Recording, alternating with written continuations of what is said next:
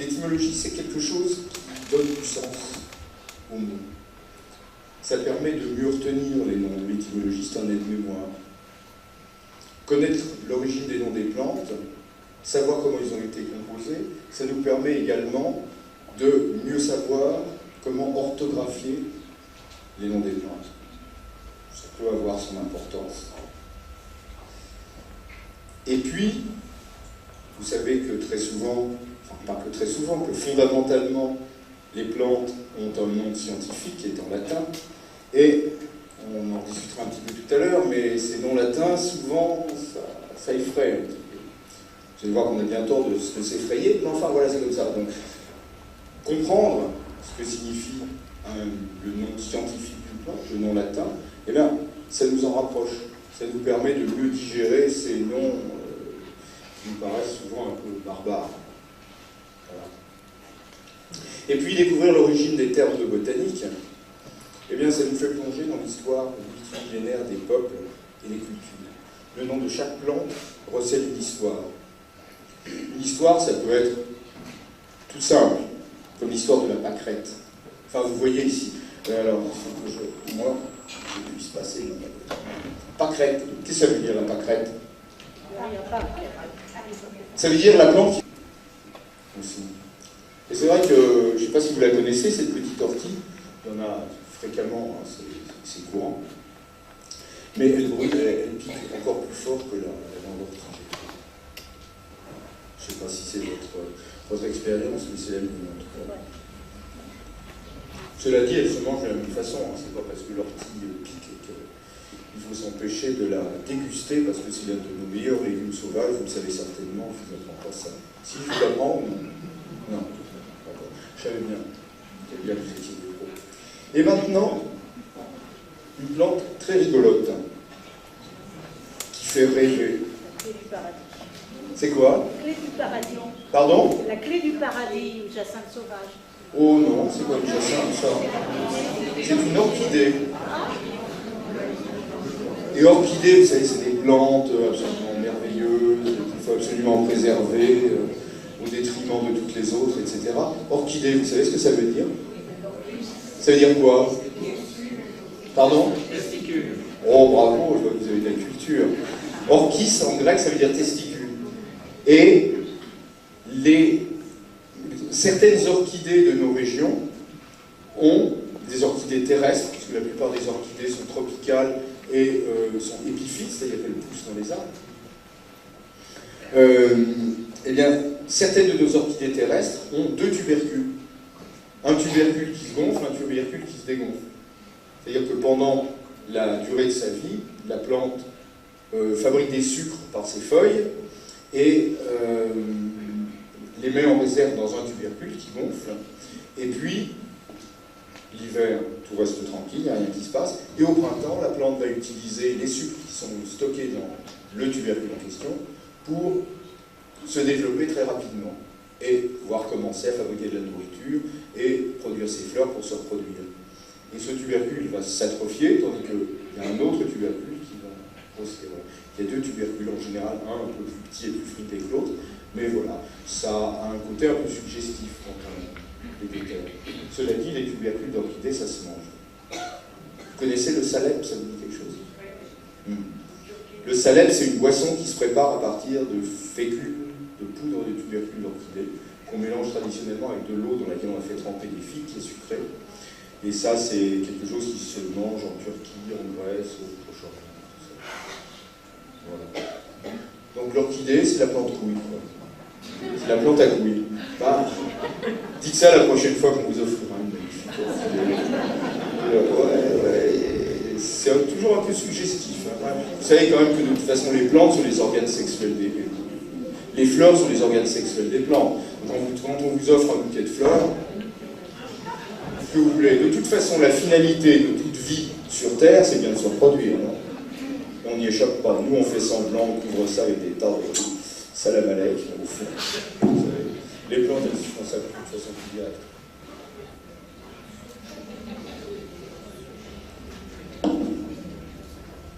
Voilà. Alors, L'étymologie peut donner des indications sur l'aspect d'une plante. Par exemple, la gentiane jaune, Gentiana lutea, bah, ça veut dire qu'il y a quelque chose de jaune chez elle. Quelque chose de jaune, en l'occurrence, c'est la fleur. Voilà. Et des lutea, bah, il y en a beaucoup. Vous avez Corydalis lutea, vous avez des tas de plantes qui sont luteus, lutea, luteum, suivant le genre. Et ça veut dire qu'il y a quelque chose de jaune. Voilà. Voilà. L'étymologie peut également donner des indications sur la comestibilité. Vous connaissez ça, cette plante-là? Non. Qu'est-ce que c'est que la châtaigne de terre?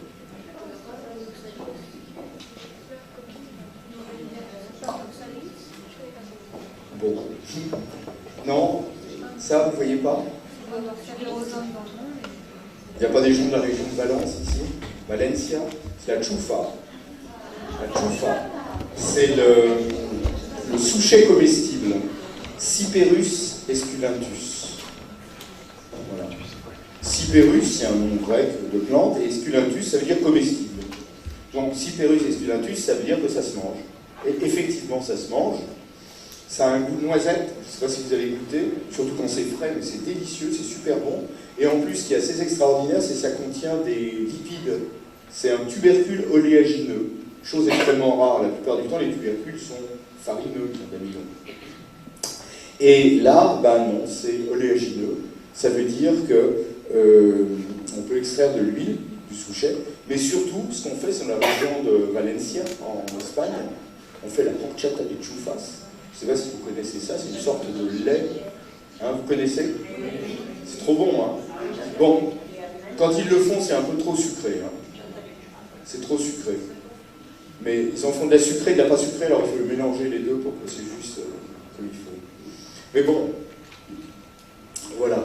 Le souchet comestible, bon, c'est un petit peu oublié, mais c'est bien, ça vaut la peine, c'est intéressant. Alors, quand on parle d'utilisation, il y a les utilisations médicinales.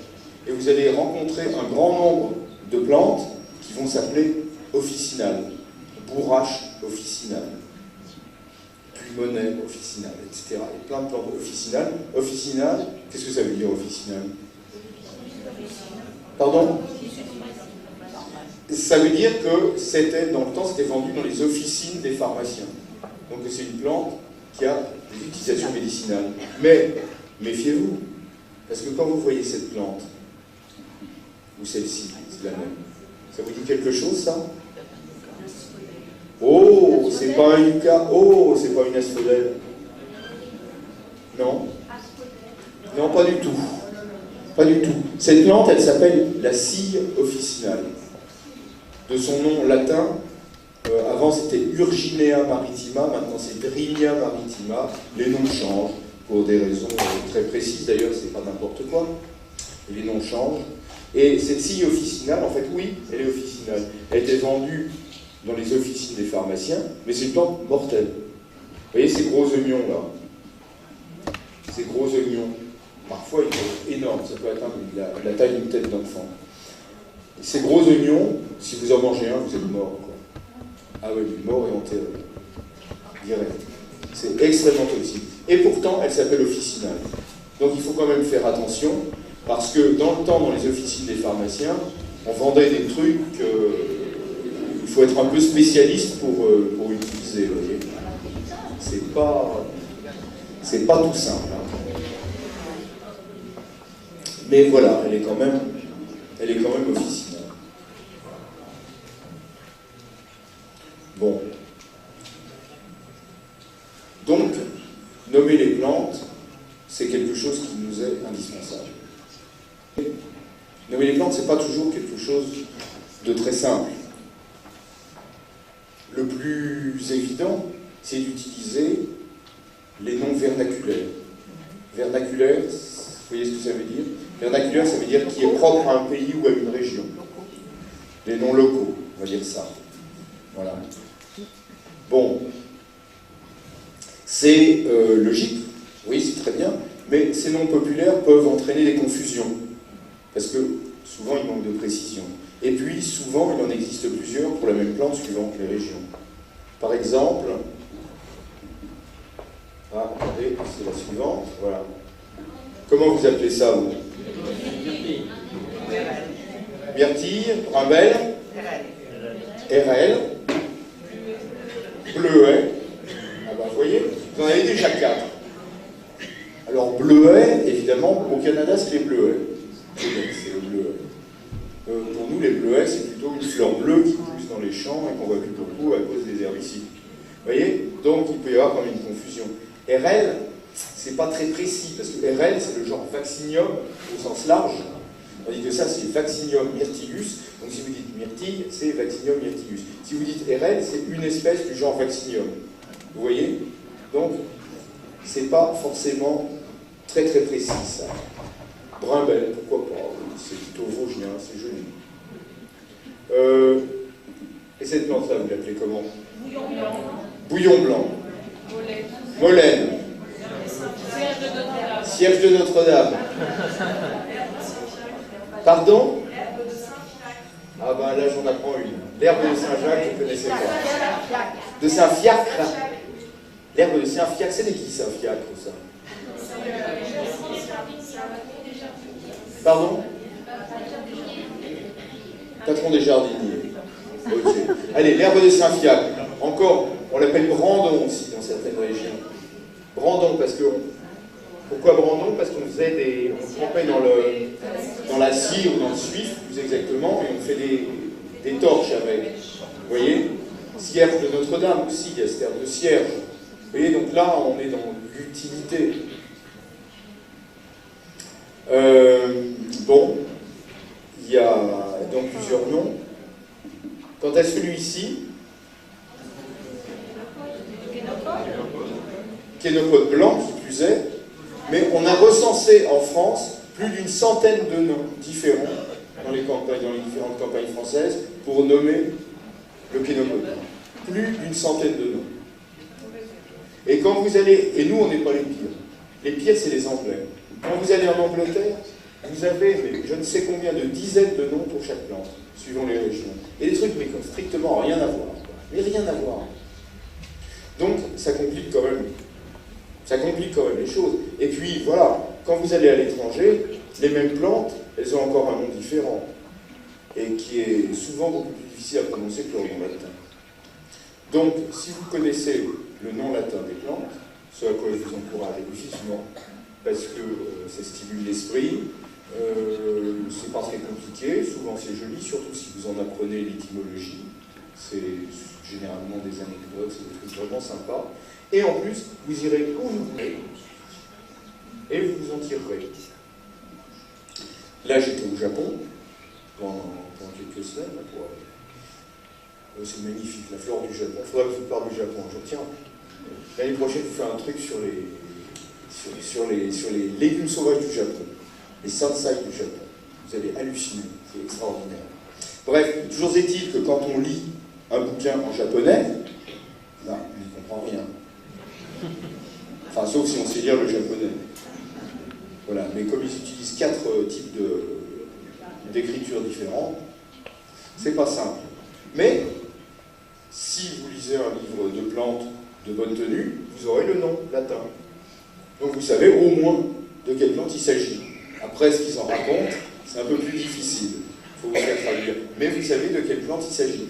Et ça, c'est bien. Et dans quelques pays que ce soit, en Russie, dans les pays arabes, partout, vous voyez des signes relativement difficiles à comprendre, et bien vous aurez le nom latin écrit en caractère latin. J'allais dire en caractère normaux. Enfin, est-ce que c'est nous qui sommes normaux? Ça, c'est autre chose. Voilà. Bon. Et puis, connaître les noms latins des plantes, ça permet d'éviter des confusions qui ne sont pas toujours sans danger. Un exemple. Un bon exemple. Qu'est-ce que c'est, ça? Laurier. Alors, laurier noble, laurier sauce, laurier d'Apollon, d'accord? Son nom latin, Laurus nobilis. No problème.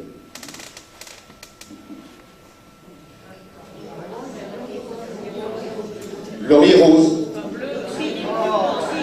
Pardon? Comment ça se fait, ça? Moi, je vois l'écran de l'ordinateur et c'est rose. Hein. Et vous y avez fait quoi, l'écran? Ah, c'est marrant, c'est le laurier bleu. Et toutes les plantes, elles ont ces couleurs. Non, là, ça va. Le pavot était bizarre.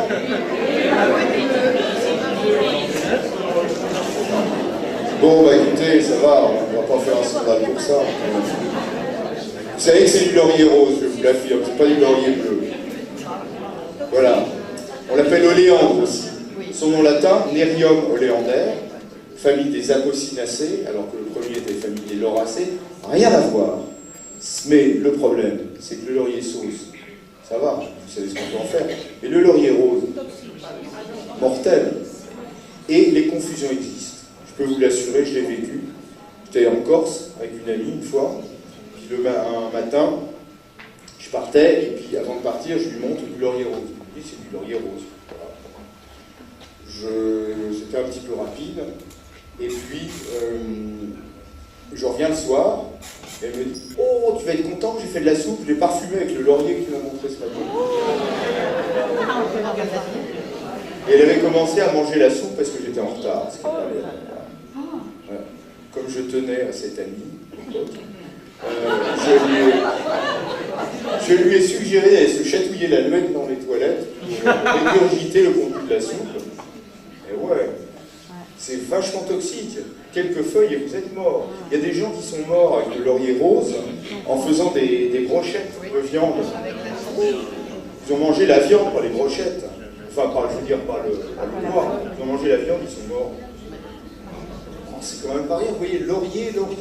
Il y a plein de gens qui se laurier. Regardez, celui-ci, là.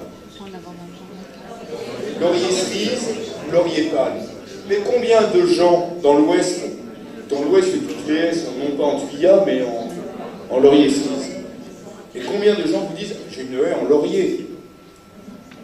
Et ce laurier, cerise, quand vous le froissez, d'ailleurs ça sent la bande amère, c'est bourré d'acide cyanhydrique. Dans le temps, on parfumait des crèmes, des desserts avec ce laurier. Ce n'est pas un laurier, donc il y a un cerisier. Son nom latin, c'est Prunus laurocerasus. Donc Prunus, c'est prunier. En fait, c'est un cerisier. On devrait dire le cerisier laurier, pour bien faire. Et il y a eu des morts.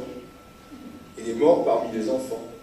Et en plus, le pire de l'histoire, c'est que qui mourait dans l'histoire? C'était les gentils enfants qui avaient le double de dessert, parce que les méchants enfants étaient privés de dessert. Donc les méchants enfants survivaient, tandis que les gentils enfants mouraient parce qu'il y avait double ration de dessert. Socialement, c'est insoutenable. Vous voyez? Donc on ne le fait plus maintenant.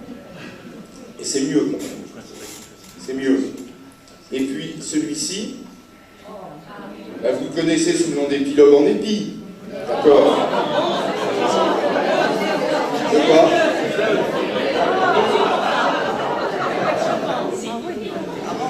Ah, il y a un truc là. Alors, soit c'est pas intentionnel, soit c'est intentionnel. C'est les câbles. C'est le câble aussi. Des films. Ah mais si j'avais su, j'aurais évité les fleurs roses. Ah ouais, j'aurais évité les fleurs roses. Il y a quelque chose à faire ou vous pouvez Alors, soit vous faites un effort d'imagination, soit chaque fois que je fais passe une fleur rose, vous descendez tous et vous venez regarder l'écran de l'ordinateur, là, parce que moi je me vois bien rose. Ouais, je vous propose plutôt de faire un effort d'imagination, ça vous va? Bon. Le laurier de Saint-Antoine, exactement. L'épilogue en épi, on l'appelle le laurier de Saint-Antoine. Donc, vous voyez... Comment? Ah, moi je vois, c'est joli, c'est d'un joli rose. Très belle photo. Bah écoutez, je suis désolé, c'est comme ça. Prochaine fois, on fera mieux, on vérifiera le code couleur du vidéoprojecteur. Bon, donc, que cela ne nous fasse pas perdre de vue l'important dans ce que je vous raconte. Écoutez-moi s'il vous plaît. Ce qui est important au final là-dedans, c'est vraiment d'éviter les confusions, surtout quand elles risquent d'être dangereuses, bien sûr, mais même de toute façon. Donc, ma suggestion, mais vraiment j'insiste gentiment là-dessus, c'est apprenez les noms latins. C'est pas compliqué. Apprenez, et puis soyez bilingues. Connaissez le nom commun, et puis connaissez le nom latin. Depuis il y a un nom par espèce de plante. Un seul nom par espèce de plante pour toutes les plantes qui existent sur la planète. Voilà. Et par convention internationale, tous ces noms sont latinisés, mais c'est un peu du latin de cuisine en général. Depuis Linné, le nom scientifique est composé de deux parties. La première partie indique à quel genre la plante appartient. Tous les noms de genre utilisés doivent être différents. Le deuxième nom, c'est une épithète. Qui définit l'espèce, elle agit comme un adjectif, et elle peut être associée à plusieurs genres. Par exemple, vous avez vu Gentiana lutea, on a aussi Digitalis lutea, Gagea lutea, Odontites lutea, Suidus luteus, etc. Vous voyez ? Donc l'épithète peut se retrouver dans différents noms de plantes. Mais le nom de l'espèce, c'est la combinaison des deux, du nom de genre et de l'épithète, auquel on ajoute, si on veut être extrêmement strict et précis, le nom de l'auteur, le nom de la personne qui a nommé la plante. Voilà. Alors, il y a deux avantages à l'utilisation du nom latin. C'est d'une part qu'on nomme une plante d'une façon extrêmement précise, et d'autre part, on a le mérite de mettre en évidence la parenté qui existe entre différentes plantes. On a vu par exemple tout à l'heure Chenopodium album. Eh bien, le bon Henri, c'est Chenopodium bonus henricus. Il y a des tas d'autres chénopodes, Chenopodium ficifolium, etc. Et il y a vraiment une parenté entre toutes ces plantes, et en l'occurrence, sont toutes de bons légumes. Ce sont toutes des plantes qu'on peut consommer. Vous voyez ? Donc quand on verra un Chenopodium qu'on ne connaît pas, a priori, on va dire que ce n'est pas une plante toxique, et même c'est probablement une plante qu'on peut consommer. Donc voilà, ça sert vraiment. Et de toute façon, je vais vous dire un truc, pour la plupart des végétaux, il n'y a juste pas de nom populaire. Alors ce qui est super à la mode maintenant, parce que les botanistes sont des gens qui veulent caresser le public dans le sens du poil, enfin on peut leur en vouloir, si ce n'est que du coup ils ont décidé de traduire systématiquement les noms latins en français et de fabriquer un nom commun pour chaque espèce de plante. C'est-à-dire qu'on prend le nom latin et on le traduit. C'est une pratique artificielle, à mon avis, ça ne simplifie pas les choses. Pour moi, ça crée plutôt une source de confusion, parce que ça fabrique des noms qui n'existaient pas auparavant, et ça se contente, de traduire les noms latins. Je pense qu'en plus, ça conforte les gens qui ont peur des noms latins. C'est une peur, on peut y raisonner, vous allez voir, je vais vous en dire deux, trois mots. Voilà, plutôt que de les inciter à dépasser une peur, ça, comme je dis, ça brosse les gens dans le sens du poil, et ça fait que on dit la même chose, mais en français au lieu de le dire en latin. Alors, est-ce que c'est plus facile de prononcer un mot, par exemple, le tordil d'Apuli que le tordilium apulum, ou l'Ericastre à anglobstu que l'Ericastrum obtusambulum? Je ne sais pas. Moi, personnellement, j'ai tendance à dire, soyez bilingue. Voilà. Ça ouvre l'esprit, ça facilite les choses, et au moins vous êtes précis comme ça. Voilà. Parce que moi, ce que je pense, c'est que les noms latins, pourquoi est-ce que ça pose problème? C'est parce qu'on n'y est pas habitué, tout simplement. Donc ils paraissent rébarbatifs et il est plutôt difficile à prononcer. Chenopodium bonus henricus, ça effraie davantage que Chenopode bon Henri, Borago officinalis que Bourrache officinal. C'est la même chose, quoi. Bon, voilà. Donc moi, j'ai plutôt tendance, quand il y a quelque chose qui me paraît un petit peu difficile, à le regarder en face et puis à apprendre, quoi. Je veux dire, vous savez lire, vous avez dû apprendre à lire. Si vous parlez une langue étrangère, vous avez dû apprendre cette langue étrangère. Donc je vois pas pourquoi vous ne feriez pas la même chose avec les noms latins, comme ça après vous serez tranquille, vous serez peinard, quoi. C'est que l'usage qui pourrait nous familiariser avec les noms scientifiques, qui sont efficaces, et moi je trouve qu'il y a un charme un peu exotique à parler latin, ponctuer son discours de termes latins. Ça c'est une chose. Et d'autre part, vous allez voir, c'est que beaucoup de végétaux ne sont connus que par leur nom latin et personne s'en effraie. Alors, cette plante c'est quoi? Ne me dites pas qu'elle est bleue.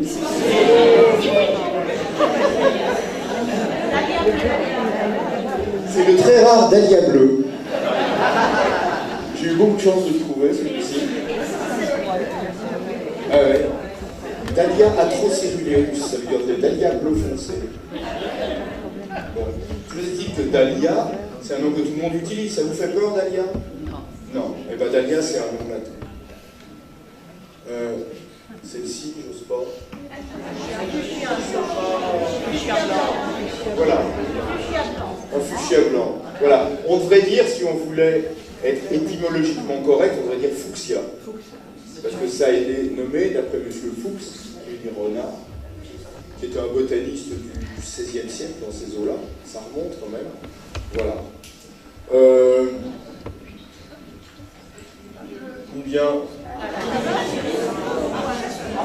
il est bleu, celui-ci. C'est pas un iris rose, c'est un iris bleu. Voilà, Iris. Iris, vous savez qui c'était, Iris? C'était la messagère des dieux dans la mythologie. Donc Iris, en fait, c'est un nom grec. Ça vous fait pas peur, Iris? Et Géranium, ça vous fait pas peur? Pélargonium, ça vous fait pas peur? Et cette plante-là, j'espère qu'elle n'est pas trop bleue. Elle est verte. Attendez, et les organisateurs, vous êtes sûrs de votre coup? Là, c'est un vrai vidéoprojecteur. C'était un vrai vidéoprojecteur, mais là, moi, je pense qu'il rend la...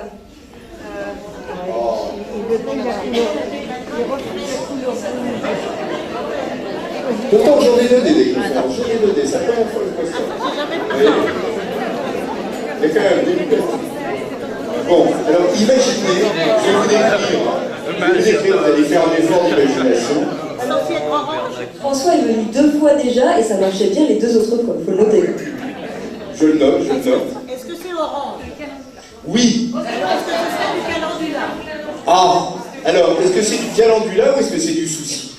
Ah, vous voyez? Alors, ça c'est un truc qui est trop marrant. Pour les jardiniers, ou pour les amateurs de plantes ornementales, ça c'est du souci. Pour les amateurs de plantes sauvages, parce qu'il y a aussi du souci sauvage. Mais, dès qu'ils passent à l'officine, ça devient du calendula. Ah, c'est curieux quand même, et ça effraie personne, au contraire. Là, quand on vous dit de la... Comment? De la pommade, de la... Teinture mère. Ouais, teinture mère, ou... Bon, voilà, du baume de calendula. Ça fait vachement plus sérieux que du baume de souci. Vous savez, c'est quand on mange des graines de luzerne, des graines germées de luzerne, non, c'est de l'alfalfa. Alfalfa qui est un nom arabe, qui est passé aux États-Unis et qui nous revient depuis les États-Unis. Voilà, l'alfalfa. Ouais, c'est mieux que la luzerne. La luzerne, c'est pour les lapins, l'alfalfa, c'est pour les êtres humains. C'est la même chose. Le calendula, ça soigne, le souci, ça en donne. Enfin, vous voyez, quoi. Bon. Non, mais tout ça, ça a vraiment une réalité, tout ça. Ah, tenez encore un truc ici, là. Attends, quelle couleur il va être ici? Alors, on a un nom en français, c'est aloès. Le nom latin, c'est aloe. Et il y a une espèce, parmi des centaines d'autres, qui s'appelle aloe vera. Mais, c'est toujours ces braves Américains, qui sont parfois un petit peu simplistes dans la façon de voir les choses. Non. J'ai vécu très longtemps aux États-Unis, j'aime bien. Mais quand même, eh ben, pour eux, tout ça, c'est de l'aloe vera. Donc maintenant, c'est venu en France, c'est pour tout le monde. Vous prenez n'importe quel aloès, c'est de l'aloe vera. Aloe vera, attendez, c'est du nom latin, du binôme latin. Et non, ça gêne pas du tout les gens. Donc vous voyez, quand les noms sont bien médiatisés, sont bien entrés dans une certaine Utilisation quotidienne, souvent par le haut du pavé, si je puis dire, par les médias, voilà. Et bien là, il n'y a pas de problème, on vous fait passer n'importe quoi, on vous fait même passer les noms latins. Par contre, quand il s'agit de plantes qu'on vous montre dans la nature, là, c'est plus effrayant. Donc, je pense que c'est bien de se montrer efficace dans son entreprise d'apprentissage, et puis, je reviens là-dessus, être bilingue, c'est évident que dans la pratique... T'as fait quoi là? Un vrai pissenlit à fleurs jaunes. Yes, I can. Non, c'est celle d'avant. Ah, toujours pas. Le rouge, il doit pas mal. C'est le rouge qui est mort. Le jaune et le bleu passent bien. Le vert aussi d'ailleurs. On a au moins vert, jaune et rouge qui passent. Non, vert, jaune et bleu qui passent bien. Tout ce qui est rouge, ça fait rater. Quand vous verrez un truc bleu, c'est que c'est rouge. Quand vous verrez un truc vert, c'est que c'est rouge. Non, un truc bleu, c'est rose et un truc vert, c'est orange. Dites-nous le pissenlit, alors. Oui, alors le En pissenlit. latin. Non, mais Taraxacum tasleonis. En latin. Taraxacum officinalis, dans Sléonis, ça fait longtemps que ça n'est plus, même officinalis, ça n'est plus, maintenant c'est Taraxacum, je ne sais plus quoi, l'espèce la plus courante. C'est très compliqué parce qu'il y a On des va tas continuer d'espèces. de l'appeler En tout cas, c'est Taraxacum. Alors, dans la conversation habituelle, parler de pissenlit. Et c'est vrai. Et puis, ça fait pissenlit, je veux dire. Voilà, c'est vrai. Oui, voilà. Ça met en avant les propriétés diurétiques. C'est un diurétique. On peut C'est un diurétique, et c'est surtout en fait un cholagogue et un cholérétique, c'est-à-dire que ça facilite l'évacuation de la vessie. Ça lave le foie. Oh la belle rouge, oh la belle bleue. On a mangé. C'est un feu d'artifice. C'est plein d'autres choses aussi. Ça lave le foie, c'est pas pareil. Ça enlève ça détoxine. Mais on peut en pizza le boulot, les toxines, c'est pareil. Les pissenlits, il faut l'acheter, manger ça. C'était un peu avant. Dans la nature, en salade. Enfin non, on en était là pratiquement. Oui, oui, c'est bon. Il y a plusieurs sortes De... de pissenlits. Alors le pissenlit, les pissenlits c'est très particulier parce que ça a une reproduction parthénogénétique. On appelle ça de l'apomixie. Et c'est-à-dire que la plante est capable de fabriquer des graines sans qu'il y ait de recombinaison génétique avec une autre plante. Donc on va avoir des lignées, on appelle ça des lignées apomictiques, c'est-à-dire qu'on a des clones en fait. Ce sont des clones. C'est toujours la même plante, même si elle naît d'une graine, mais elle a exactement le même génome. Et ça va donner des lignées qui ont des caractères bien particuliers. Et de ce fait, il y a des gens qui se sont amusés à nommer plusieurs milliers d'espèces de pissenlits. Ben, c'est très bien, c'est super de pouvoir nommer des plantes parce que d'abord on met son nom après, c'est quand même sympa, et puis on peut, c'est un joli cadeau à faire à son copain, à sa copine, à son directeur de labo, tout ça, vous voyez, c'est chouette quoi. Sauf que ça veut strictement rien dire parce que ce ne sont pas des bonnes espèces au sens vraiment strict du terme. Vous avez parmi les gens qui nomment les plantes, vous avez deux écoles. On appelle ça en anglais, on appelle ça les lumpers et les splitters. Les splitters, c'est ceux qui font des tas d'espèces et des tas d'espèces, le plus d'espèces possible, en disant, ouais, c'est la réalité, il y a des tas de différences entre ces espèces. Bon. Et puis vous avez les lumpers qui disent, mais on n'est pas sûr que ce soit véritablement des espèces. Parce que qu'est-ce que c'est qu'une espèce d'ailleurs? Là, on est en train de parler d'espèces, on n'a même pas défini ce que c'était qu'une espèce. Ça peut-être commencer par ça, c'est quoi une espèce? Allez-y, à vous la parole. Redis ça. Mais quoi qui peut se reproduire? C'est mignon, mais il manque le début de la phrase. C'est quoi? Pardon? C'est un groupe. Alors, l'espèce, c'est un groupe d'individus. Parce qu'on a affaire, nous, à des plantes individuelles, des individus. Et quand on parle d'une espèce, on parle d'un ensemble d'individus. Donc c'est un ensemble d'individus qui possèdent en commun un certain nombre de caractères et qui sont capables de se croiser entre eux et de se reproduire en transmettant à leur descendance les mêmes caractères. Descendance non stérile qui transmet aussi à sa descendance les mêmes caractères. Donc on a des lignées qui sont théoriquement bien précises. Dans la réalité des faits, vous vous doutez bien que c'est pas aussi simple que ça, parce que qui va prouver que telle et telle plante sont bien capables de se croiser, même si elles ont des caractères semblables, et qu'est-ce qui les empêche de se croiser si elles ont des caractères relativement dissemblables? On voit toutes sortes de choses. Enfin voilà, on va prendre ça comme définition. C'est un concept. C'est un concept, mais on vit avec des concepts, de toute façon. On est des êtres de symboles et de concepts. Voilà. Donc, ces espèces ont des noms particuliers. En général, enfin, il y a un nom latin par espèce. On va en rester là déjà. Et dans les noms français, en général, enfin les noms, je veux dire vernaculaires, en général ça suit. Mais pas toujours. Pas toujours. Vous avez des langues où une même espèce, par exemple en japonais, la prêle a une forme fertile au début et elle a une forme stérile après. Vous voyez, des prêles blanches et des prêles vertes. Et en japonais, il y a deux mots différents pour désigner les deux formes différentes de prêles. Et là, pour la plupart des gens, ce sont deux plantes différentes. Dans beaucoup de langues, vous aurez des mots différents suivant l'état de croissance de la plante.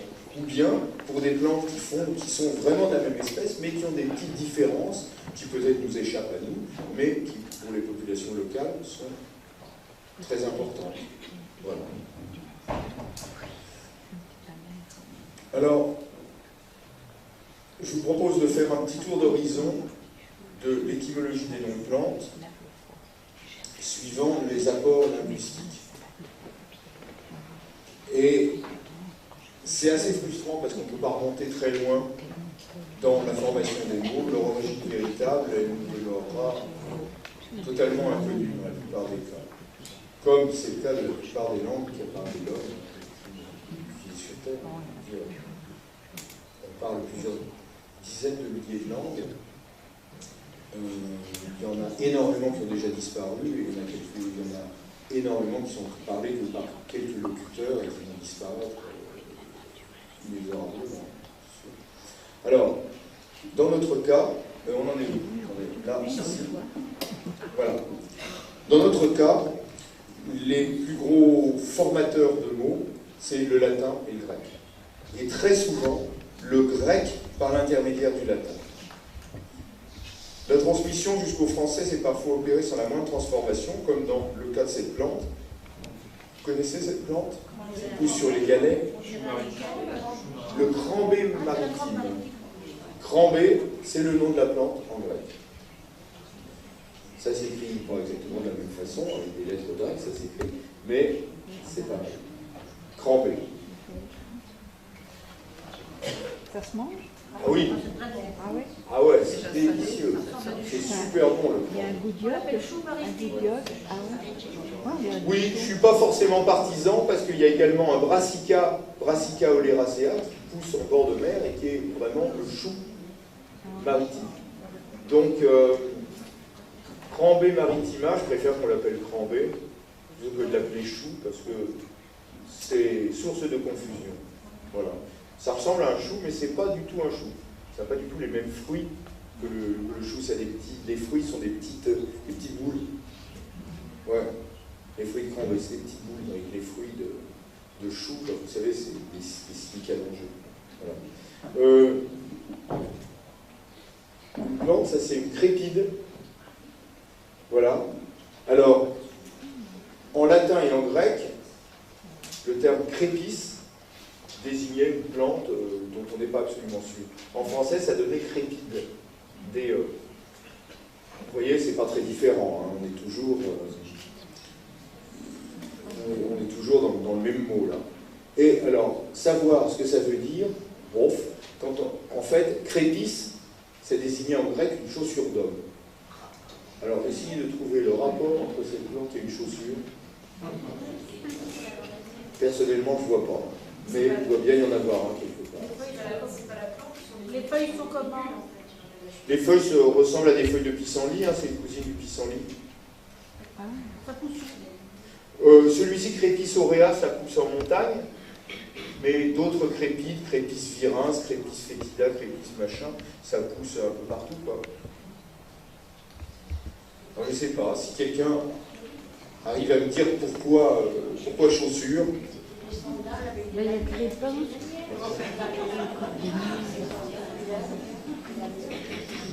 Je sais pas, j'ai rien trouvé très convaincant pour le moment. Ici, une plante qui, en grec, s'appelait condrillet, en latin condria, et en français, on l'appelle la condrille. Et en fait, ça vient du grec kondros, qui veut dire grain, parce que c'est très curieux, c'est une plante, c'est une cousine du pissenlit, qui a donc du latex, et ce latex, quand il sèche, il devient grumeleux. Donc, condrille, kondros, grain, donc c'est la plante qui fait du lait granuleux. Qu'est-ce que ça veut dire? Vous voyez, condrille, condrillat, condrillet, condrille, on n'est pas loin là. Ensuite, cumin. Cumin, en grec c'est cuminone, en latin cuminone. On est vraiment très très proche. Voilà. Et on peut supposer que tous ces mots sont issus d'une langue indo-européenne, originelle, dont on ne connaît que certaines racines. J'ai parlé de la racine papa tout à l'heure, on trouve d'autres racines, par exemple, rhododendron, ça vient d'une racine vrod, qui veut dire flexible, et qui a donné rhodon, et rose, et par la suite rhododendron. Rhododendron, ça veut dire dendron, c'est l'arbre, rhodon, c'est la rose, et ça veut dire l'arbre rose. Voilà. Mais la racine vrod, c'est ce qui a donné rose, parce que les églantiers ont des tiges très souples. Vous avez déjà vu les églantiers, ça fait des tiges qui se dressent, et puis qui retombent, qui peuvent s'enraciner, toutes sortes de choses. Voilà, ça vient de cette langue, cette racine vrod. Ou bien, voilà, donc rose. Et puis, if. Alors, là, c'est pas le mot if qu'on va analyser, mais le nom latin taxus. Taxus, ça vient de tex, racine indo-européenne tex, qui veut dire travailler habilement. Parce que le bois de l'if est tendre et résistant et permet de fabriquer des tas d'objets, en particulier des arcs. Tout en sachant que quand on travaille, quand on tourne, par exemple, du bois d'if, on s'intoxique.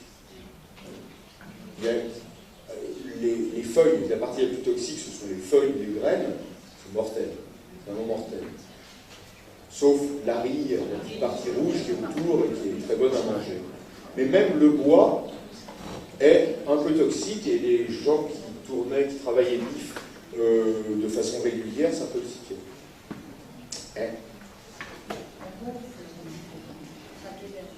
Pardon? Une sculptrice qui travaille à l'IF a les mains et les bras enflés pendant toute la période de l'hiver. Voilà. Oui, oui.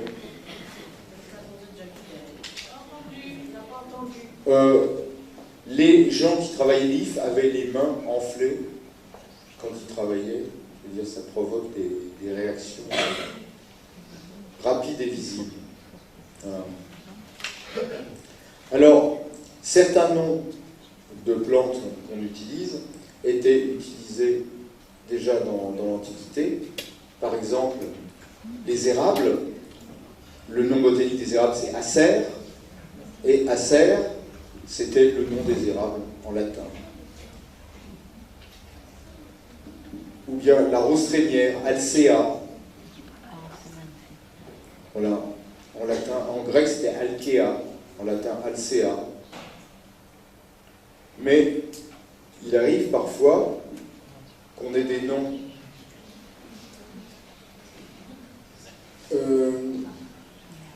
des noms, ah tiens, j'ai pas, ouais, c'est pas, bon, qu'il y ait des noms qui aient changé de sens.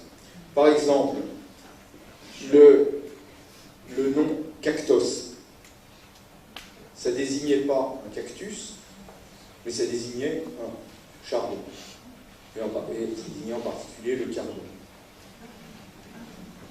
Voilà. Et cactos, dans l'Antiquité, on ne connaissait pas l'Amérique, donc on ne connaissait pas les cactus, puisque les cactus sont des plantes strictement américaines. Et donc, quand les explorateurs sont allés en Amérique, ils ont vu des cactus, ils les ont nommés cactus, d'après le nom grec cactos qui désignait un chardon. Voilà. Donc si vous lisez Dioscoride, Pline et ses auteurs, et que vous voyez cactos, eh ben, ce ne sera pas un cactus, mais ce sera un chardon. Voilà. Et un grand nombre, justement, des noms des plantes qu'on utilise en botanique, et souvent en français également, sont tirés des œuvres classiques de Dioscoride et de Pline, qui sont restés les principaux écrits botaniques jusqu'à la fin du Moyen-Âge. Donc, les botanistes ultérieurs, ils ont puisé abondamment, mais très souvent, ils ont utilisé ces noms qui figuraient chez Pline, Dioscoride et quelques autres, pour d'autres plantes que les végétaux qui étaient nommés comme ça dans ces ouvrages. Alors ça crée des confusions, c'est pas très très simple. Et puis, en plus, il faut savoir que si tous les noms scientifiques des végétaux sont latinisés, ça ne veut pas dire pour autant qu'ils soient tous d'origine latine. Beaucoup de ces noms, beaucoup de termes de botanique ont été forgés de toutes pièces à partir de racines latines et grecques, comme téléphone et télévision, si vous voulez. Par exemple,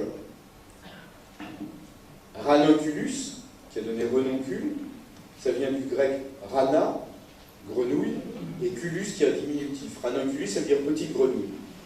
Parce que beaucoup, mais pas toutes, mais beaucoup de renoncules vivent dans des endroits humides. Et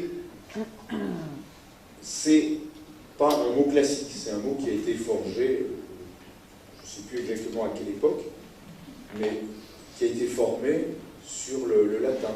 Ou, par exemple, encore plus récent, ça date de la découverte de l'Amérique, donc c'est un cactus qui fleurit la nuit. Et le nom latin de ce cactus, c'est le cactus qui donne les fruits du dragon. Vous connaissez?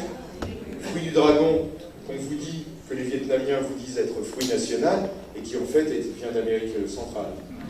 Ça n'a strictement rien à voir avec l'Asie. C'est un cactus. Mais c'est cultivé en grand au Vietnam, et du coup, ils en ont fait un fruit national. Bon. Et le nom latin de ces cactus, c'est Seleni cereus. Séléné, la lune, Cereus, cierge, qui désigne ces cactus avec des tiges allongées comme ça. Donc, Seleni cereus, ça veut dire le cactus de la lune, le cierge de la lune, le cactus de la lune. Parce que la plante fleurit la nuit, donne des grandes fleurs blanches, et vous savez comment elle est pollinisée d'ailleurs? Par des chauves-souris. Ouais.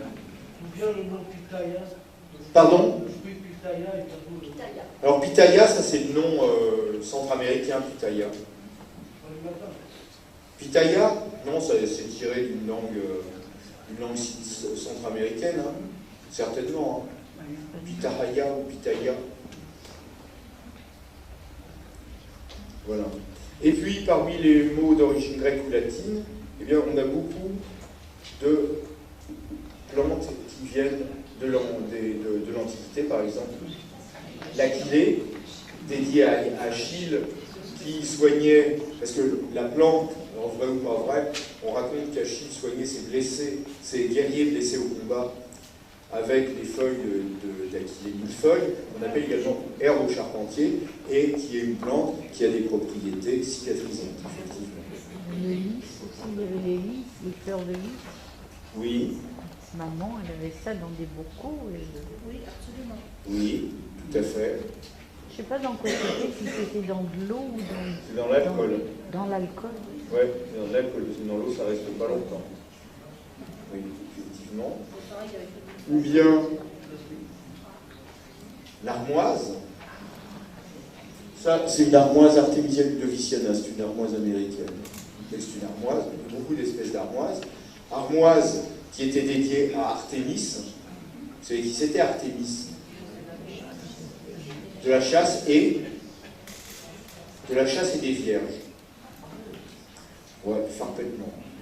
Et on a dédié les armoises à Artémis parce que les armoises ont des propriétés emménagogues, c'est-à-dire qu'elles font venir les règles. Voilà.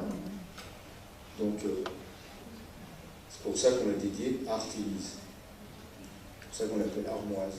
Ou bien Narcissus, qui est une très belle plante, qu'on a dédiée à Narcisse. Vous connaissez l'histoire de Narcisse? Regardez dans l'eau. Voilà. Son visage. Il est amoureux de son visage. Ouais, mais c'est parce qu'il était... C'est parce qu'il y avait une nymphe ou une déesse qui était amoureuse de Narcisse, et Narcisse, lui, il était amoureux de quelqu'un d'autre. Et elle lui a jeté un sort et elle l'a fait tomber amoureux de lui-même. Et il passait son temps à se contempler, à se trouver tellement merveilleux qu'un beau jour, il est tombé dans l'eau d'un fleuve ici. Ah, je savais pas qui c'était. Vous connaissez pas la fin tragique? Oui, c'est ça. J'avais oublié. Ah, Ils sont près de l'eau, alors regarde. terrible. Non, ils ne sont pas spécialement près de l'eau, les narcisses, mais ils sont très beaux. J'oublie toujours le mauvais. Moi, Ah, je vois la vie en t'as bien raison. Je vois la vie en rose.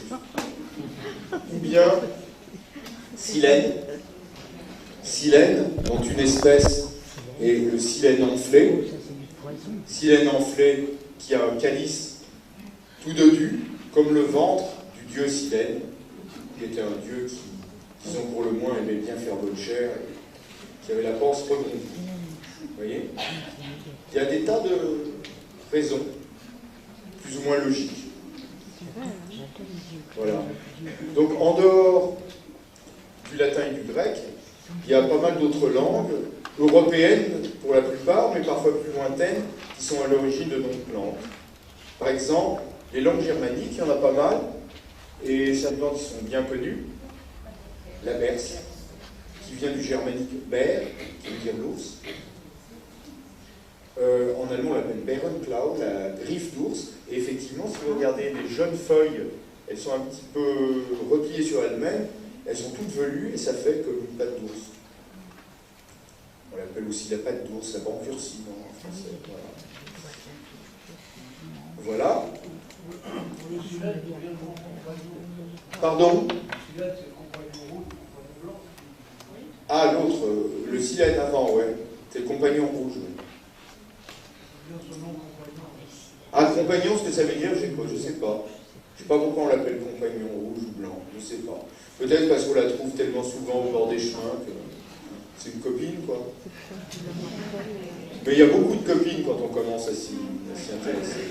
Il y a vraiment beaucoup de copines. Il y en a même qu'on mange, d'ailleurs. Manger sa copine. Voilà. Vous connaissez cette plante?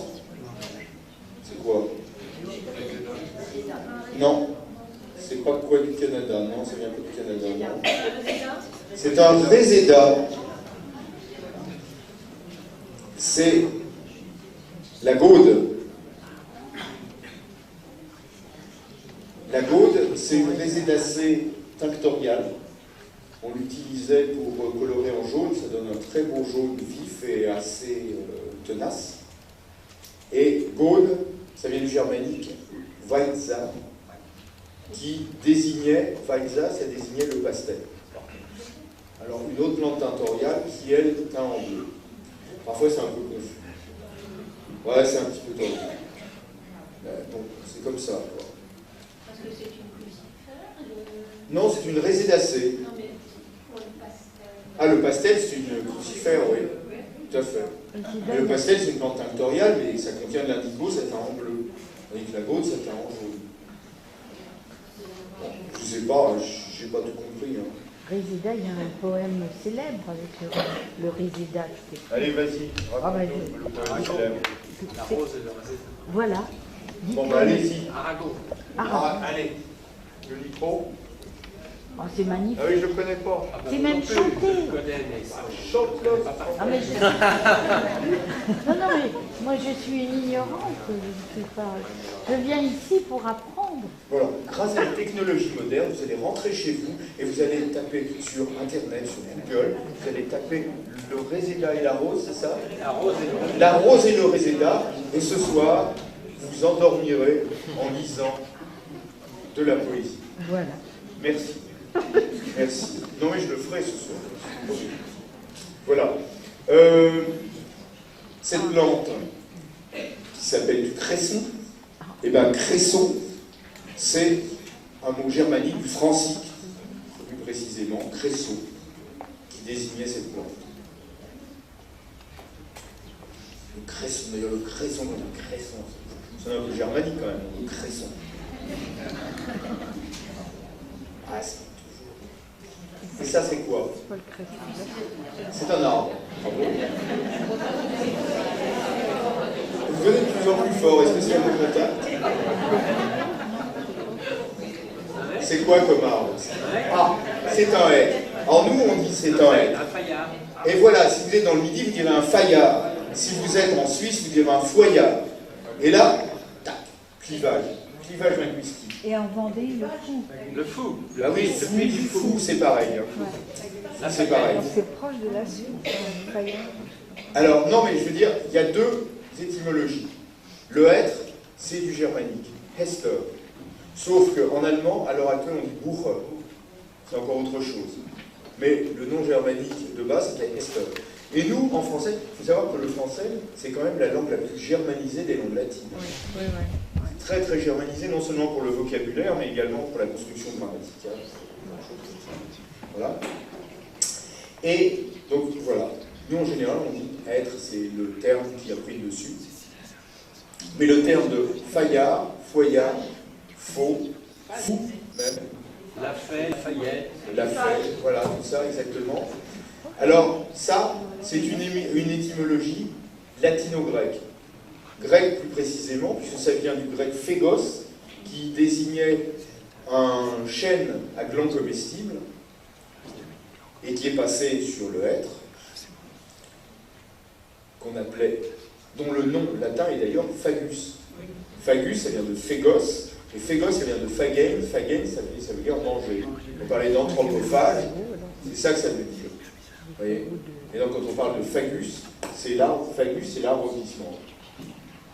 Parce qu'on mange des fèves et on mange des jeunes feuilles. Les fagots, alors ça venait de là. Les fèves, c'est très Non, bon. ça vient pas de là, non. C'est bon le goût des fèves, des petits fruits. C'est délicieux, les C'est fèves. délicieux. C'est vraiment excellent. Je ne sais pas si vous connaissez les fèves, vous avez déjà goûté. En tout cas, c'est super bon. Nos ancêtres, les Gaulois, dès qu'ils ont été conquis, ils ne sont plus mis à parler gaulois, mais ils sont mis à parler latin. Pas vraiment latin d'ailleurs, mais bas latin. Et le français, ça vient du bas latin. Et les termes gaulois, celtiques, pratiquement rien. Bouillon blanc, qu'on a vu tout à l'heure, bouillon blanc, ça vient pas du tout de bouillon, hein. C'est pas parce qu'on fait du bouillon avec, ça vient de bugio, qui désignait la plante, justement en gaulois. Et puis une autre, bruyère, qui vient de bruco, qui désignait aussi la plante. Et encore une autre qu'on a déjà vue tout à l'heure, l'if, qui vient de ivos. Voilà. Et sinon, on peut chercher, on ne trouve pas grand-chose hein, comme étymologie celtique. Pardon? Blé? Ouais, c'est possible.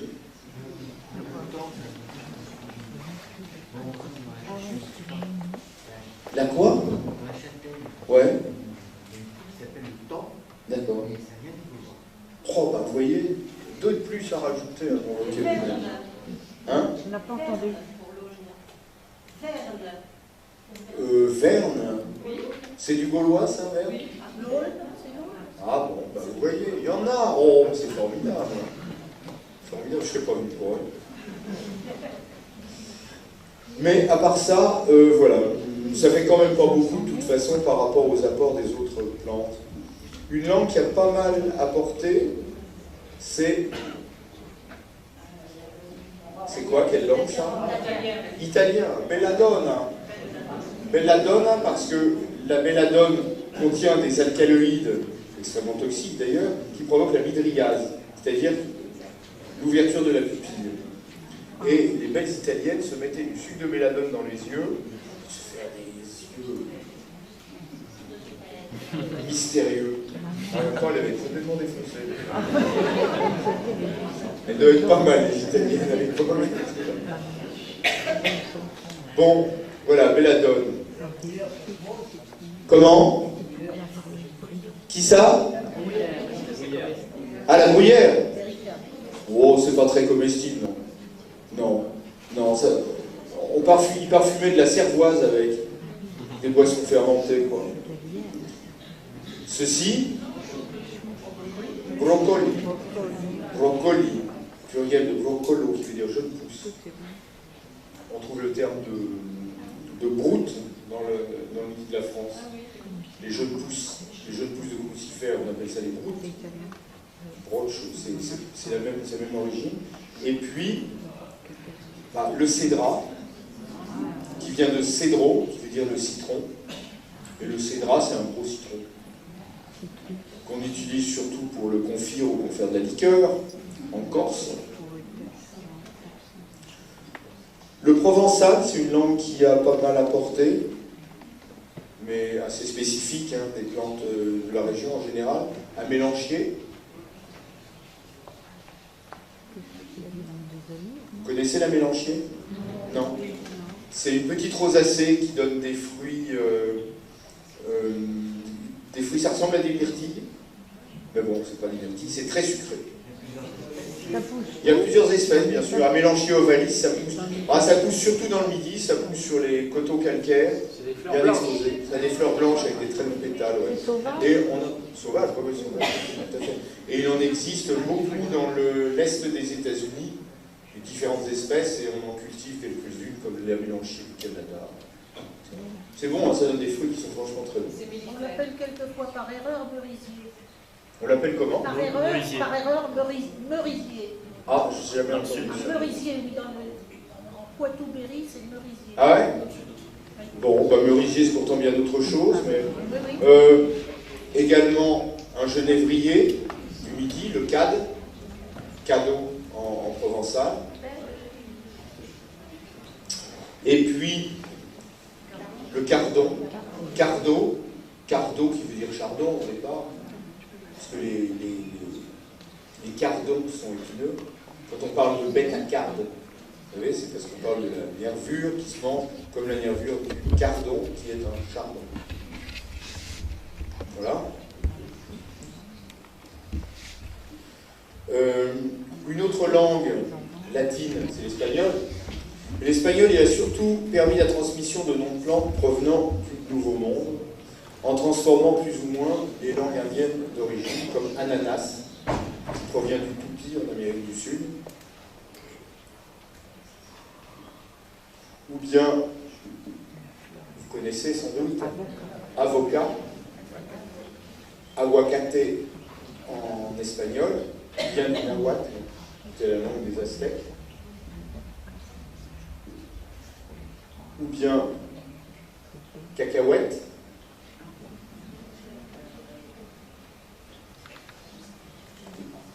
ou bien cacao. Arachide, c'est arachide. Cacahuète, c'est cacahuète. C'est la même plante, c'est deux noms différents. C'est deux trucs différents. Non, c'est la même chose. Le nom latin de la plante, c'est Arachis hypogea. Hypogea qui veut dire sous terre, parce qu'elle fait son fruit sous terre. Et c'est Arachis. Mais en français, on dit arachide, et on dit aussi cacahuète. Cacahuète, c'est, via l'espagnol, un nom qui provient d'une langue indienne. Ah ouais.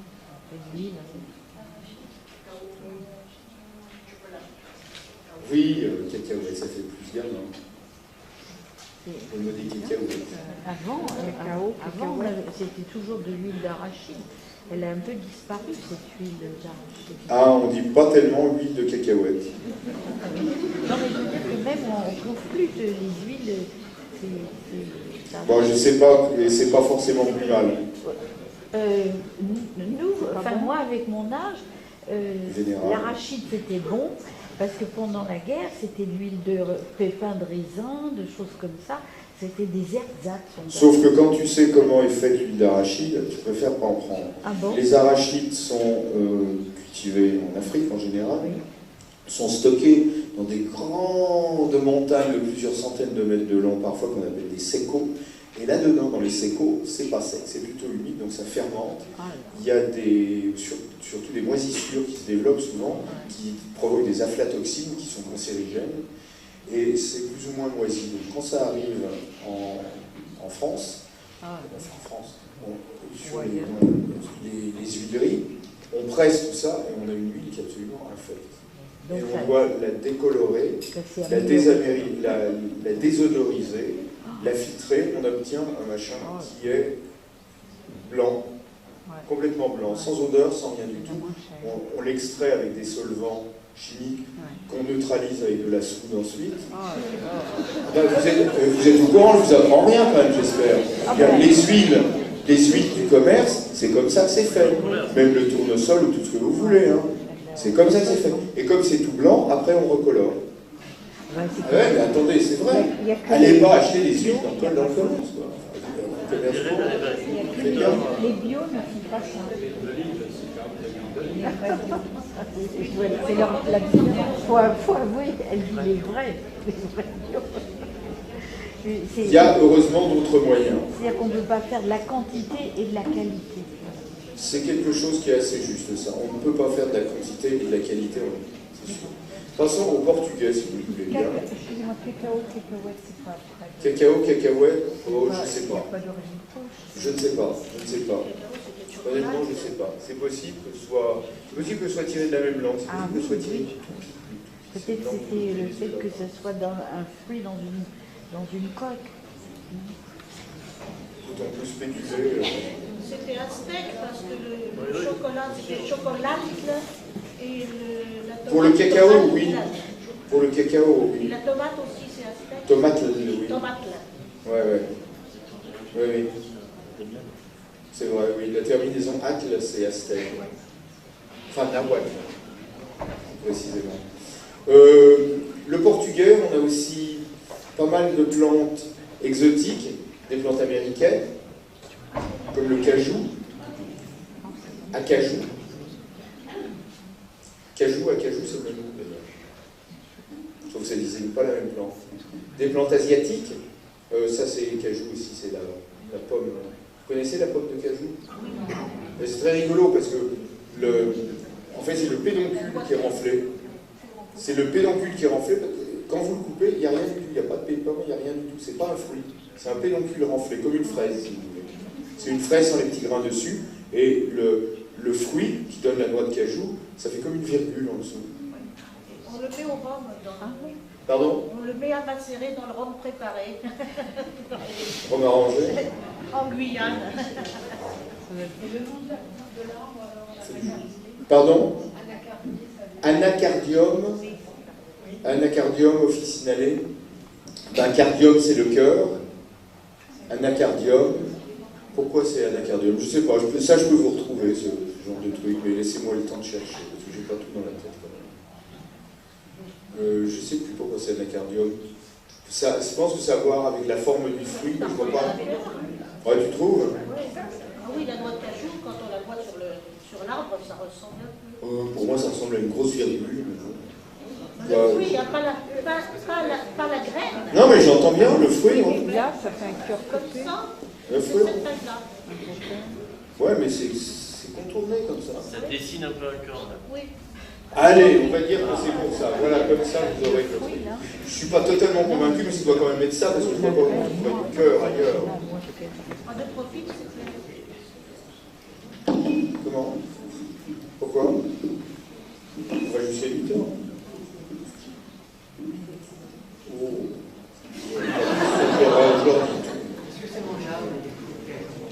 Qui? Le pédoncule. interchangeable, oui. Bon, je vais aller plus vite, allez, je vous apprends. Voilà, les bambous, par exemple, ça vient d'une langue dravidienne de la côte occidentale de l'Inde, via le portugais. Ensuite, banane, ça vient d'un mot bantou, banana.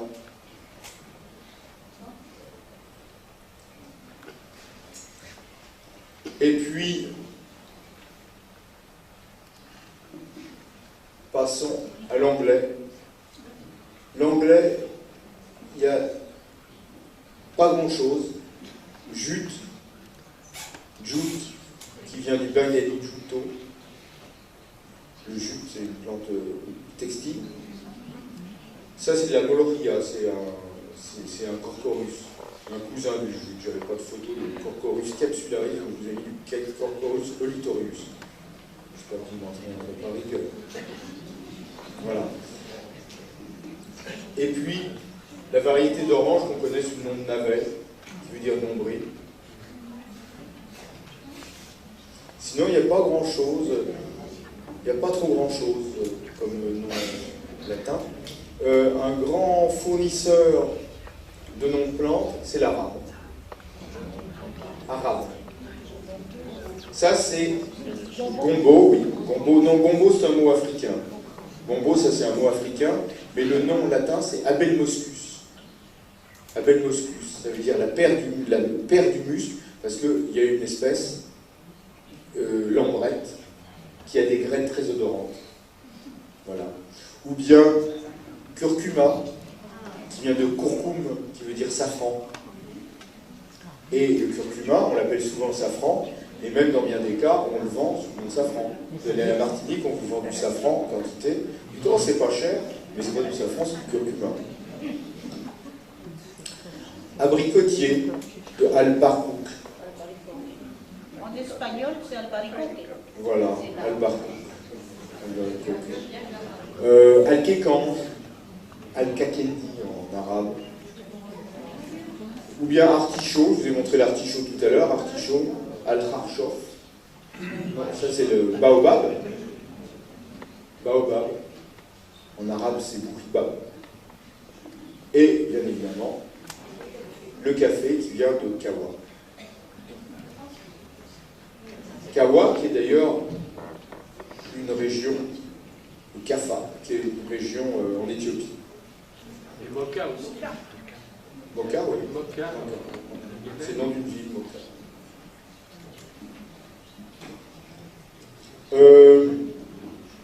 Quelques langues d'Extrême-Orient, bah, évidemment, ginseng, du chinois, genshen, qui veut dire gen homme et shen plante,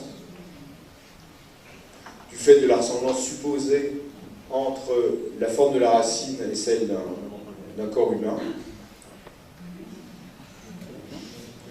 Litchi, hein, quand on dit litchi, on se dit que ça pourrait bien venir de là-bas, hein, quand même. Non. Litchi. Ou bien kumquat. Voilà. En japonais, c'est kinkan. Ou bien kaki. C'est le nom japonais du plaque minier. Du plaque minier, oui. Le Diospyros, le kaki, l'arbre s'appelle le plaque minier.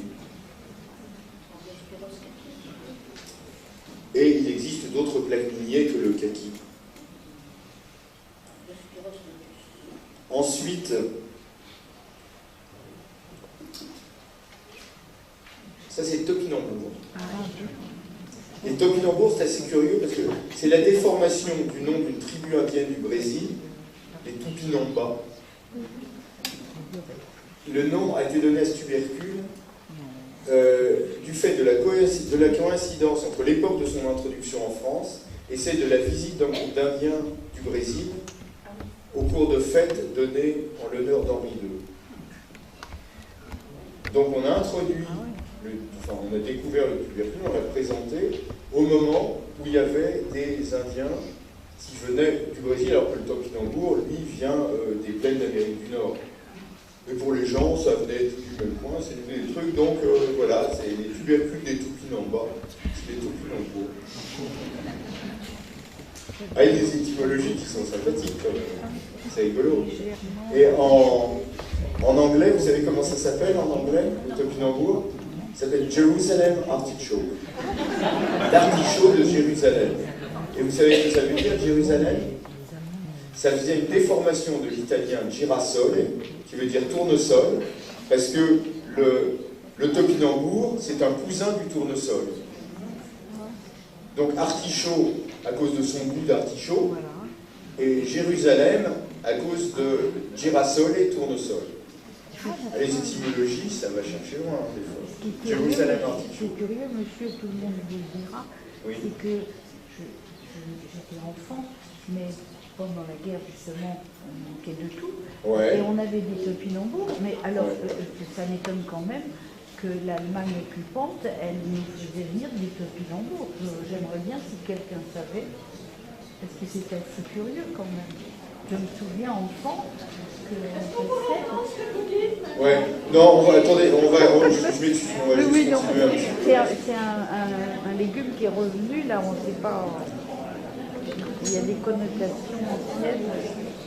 Ouais, bah. C'est bien les topinambours. Non. Alors, les noms peuvent évoquer la forme de la plante, par exemple. Voilà. Alors, lierre, c'est une altération de Edera. Edera, c'est le nom latin du lierre. Et Edera, ça vient du celtique. Là, par contre, Edra, qui veut dire corne. Donc, Edera, ça aurait donné Èdre, puis hier. Et ensuite, on a mis l'article et ça donnait lierre. Voilà.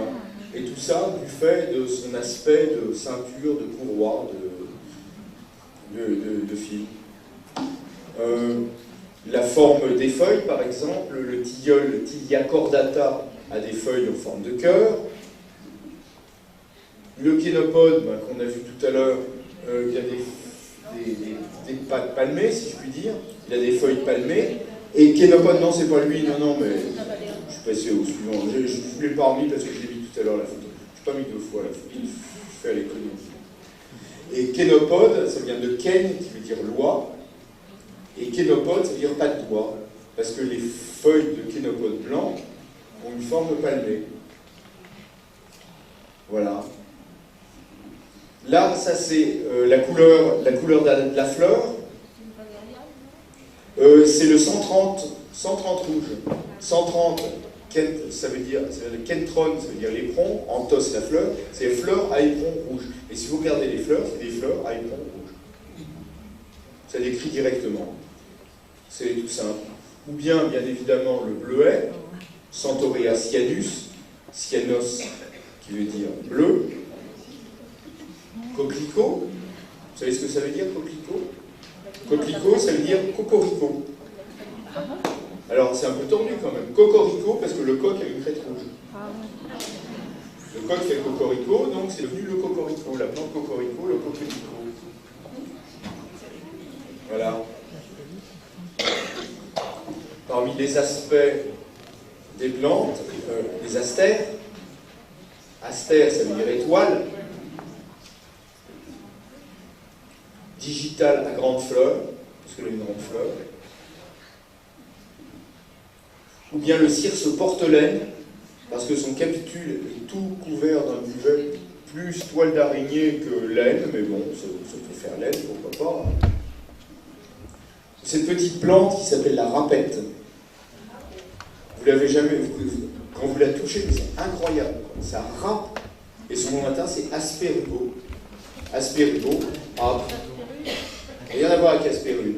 Mais aspérule, c'est aussi parce que les fruits sont un petit peu rugueux. On l'appelle aspérule. Arbre, aspère. Arbre rugueux.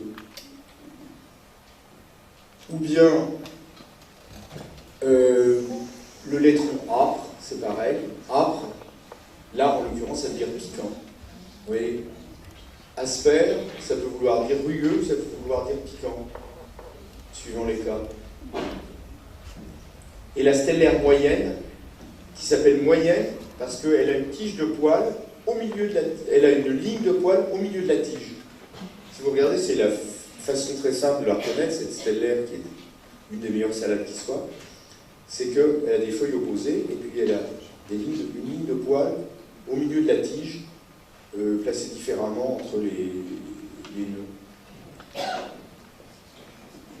Le cartame laineux, qui est tout couvert d'un duvet laineux aussi, ou le Picris fausse vipérine, qui a des poils dressés et piquants, comme la vipérine.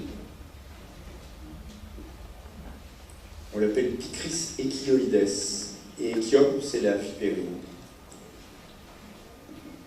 La couleur, avec le vert bleuté de la glaucienne, glauque, ça veut dire bleu-vert. C'est pas bleu-vert, non? Si, c'est bleu-vert. Mais si, c'est très bien. Et ça, qu'est-ce que c'est cette plante? Le géranium Robert.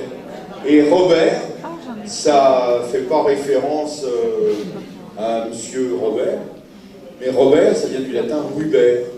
C'est le géranium ruber, ça veut dire géranium Robert, ça veut dire le géranium rouge.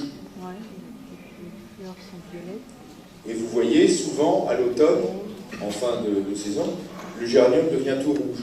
Donc, géranium Robert, c'est le géranium rouge. Voilà, ça peut être l'odeur, comme Gallium odoratum, la spirule odorante, qui dégage une odeur de coumarine quand elle sèche. Ou bien les léborphétides, qui franchement sentent pas très bon. Quand vous froissez les feuilles, ça sent le pneu brûlé. C'est pas trop génial. Ça peut être le nombre d'éléments, par exemple, le poireau des vignes, Allium polyanthum, parce qu'il a beaucoup de fleurs. Baragane dans le... Ah bon. Le nom commun dans le Lot-et-Garonne et dans le Bordelais, c'est la baragane. Ouais, mais tu diras ça, parce que la taragane. Baragane. La baragane. C'est l'Allium polyanthum. Oui. Ramasse dans les vignes du Bordelais. Ouais. Ça c'est un maillanthème, pas notre maillanthème de chez nous, mais un maillanthème américain. Maillanthème, ça veut dire la fleur de mai. Comme Convallaria maialis, le muguet. Ça c'est l'Aubépina instyle, Crategus monogina, l'Aubépina instyle. Vous voyez, tout ça, ce sont des tas de noms. Donc le muguet pour la saison, la gentiane printanière, la denisse d'été, la scie d'automne, tout y passe. Tout y passe. Et puis... Oui, anémone, ça veut dire la plante du vent. Parce que ces petits plumets, dès qu'il y a du vent, ça bouge au vent, ça bouge dans le vent. On peut aussi citer les vertus curatives des plantes, comme la pulmonaire, dont les taches sont censées représenter les alvéoles pulmonaires. Et effectivement, la plante contient du mucilage qui est expectorant. Ou bien la valériane, dont le nom vient de valéo, qui veut dire bien se porter, et dont effectivement les racines sont un remarquable rééquilibrant du système nerveux. Donc c'est valériane, ça veut dire la plante qui aide à bien se porter.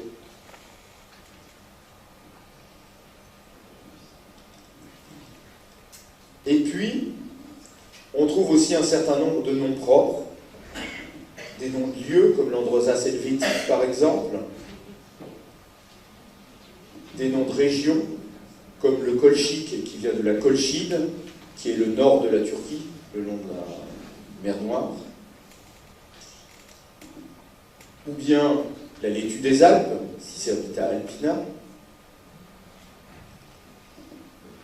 ou bien le Crône, qui est nommé d'après la ville de Crône, en région parisienne, qui était l'endroit où M. Pailleux, qui a introduit cette plante, enfin qui a développé du moins la culture de cette plante en Europe, avait son jardin. Maintenant, on connaît sous le nom de crône. Voilà. Oui, effectivement, ça aurait été juste à côté, on l'aurait appelé le mangeron. Le mangeron. Je trouve que le crône, c'est plus joli.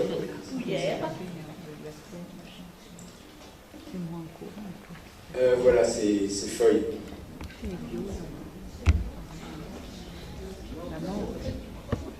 Ces feuilles de crône, ouais, c'est un stachys, c'est une épière en fait. Regarde la main.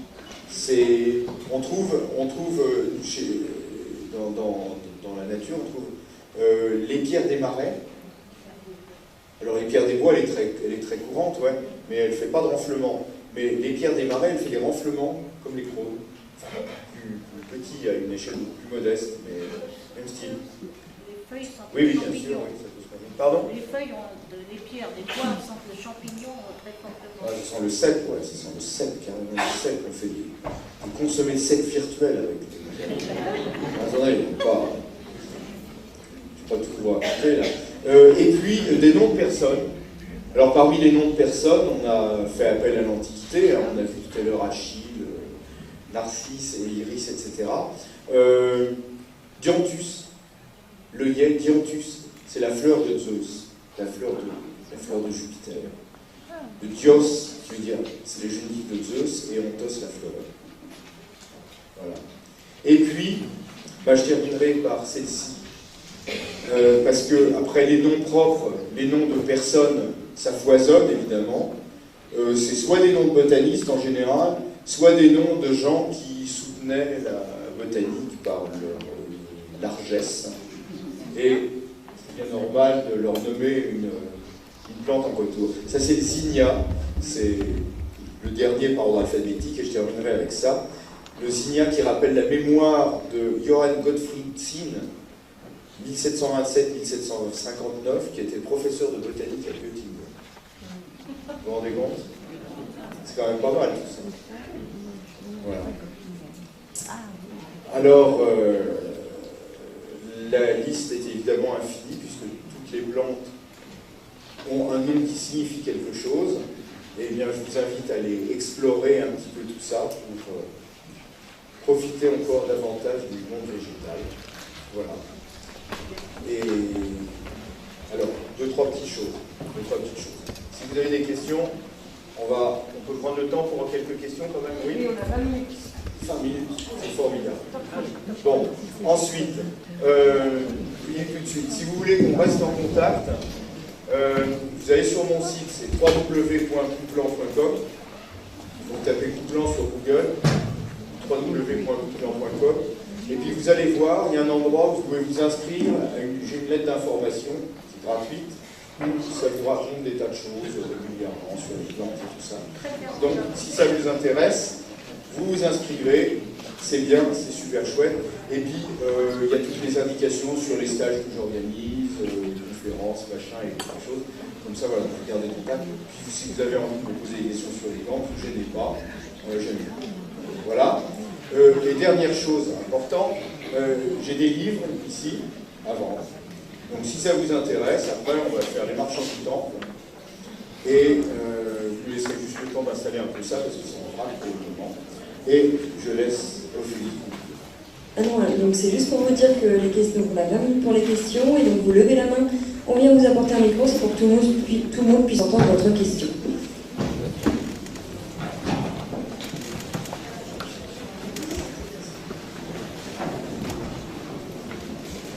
Posez pas des questions trop vaches.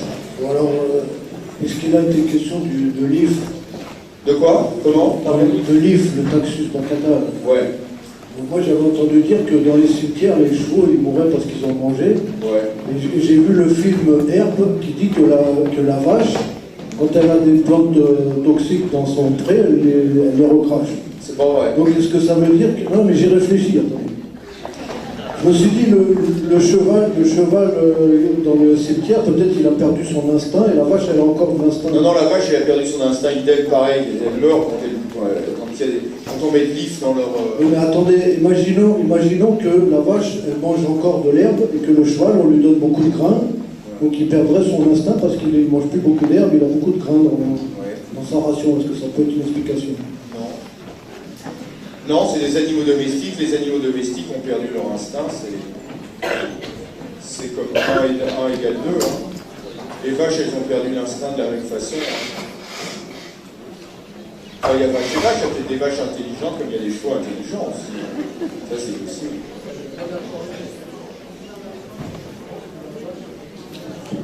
Alors? Pas d'autres questions? Eh ben, s'il n'y a pas d'autres questions, on va faire la pause. C'est bon? Allez, merci.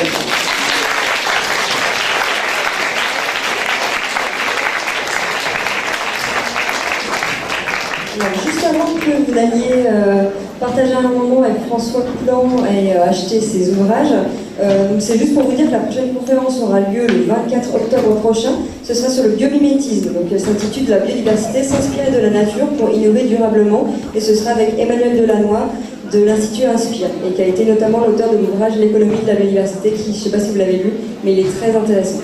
Donc, très bonne soirée, merci d'être venu.